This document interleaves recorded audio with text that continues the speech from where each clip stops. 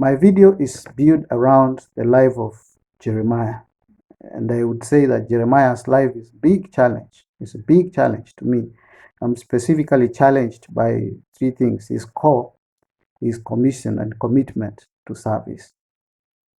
In respect to his call, just like God did when he called Isaiah, he called Jonah, Moses, and other prophets, he called Jeremiah to become a prophet to nations. God was clear on what he wanted with Jeremiah's life. He had appointed him to be a prophet to nations, it's in chapter 1, verse 5. And God revealed that he did it before Jeremiah was born. Jeremiah didn't seem to welcome the call. It looks like God pushed him into it against his will. Although he argued that he had limitations of age and not knowing what to say, God told him that he would be in charge. Jeremiah's life is a challenge, again, when I consider his commission. God stated that he had appointed him a prophet over nations and kingdoms, to uproot and to tear down, to destroy and overthrow, to build and to plant. This is written in chapter 1, verse 10. This commission was both specific and huge. It touched nations to bring them down along with their kingdoms. Quite often we take note of the first part that has got to do with the destruction, and we miss the final part, which deals with to build and to plant kingdoms and nations. Jeremiah is perceived to be a prophet of doom, and he is called the wailing prophet.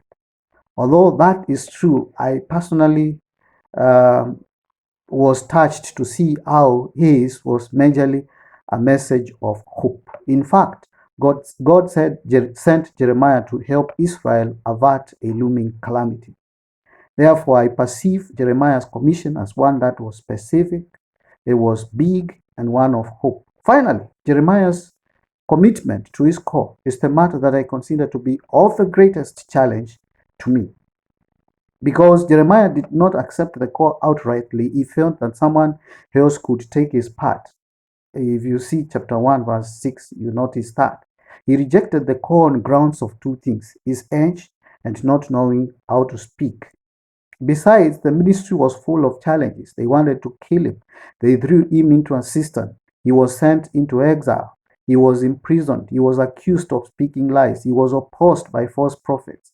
And he also felt disowned by God. At some point, Jeremiah thought that God had tricked him into a heavy and undesirable task. He accuses God of acting like a stream that dries up, a deceitful brook with waters that fail.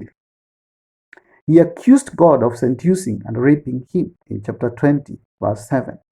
However, later Jeremiah changes from an accuser of God in the last lament to a confident praiser of God who has knowledge that God is fully in control.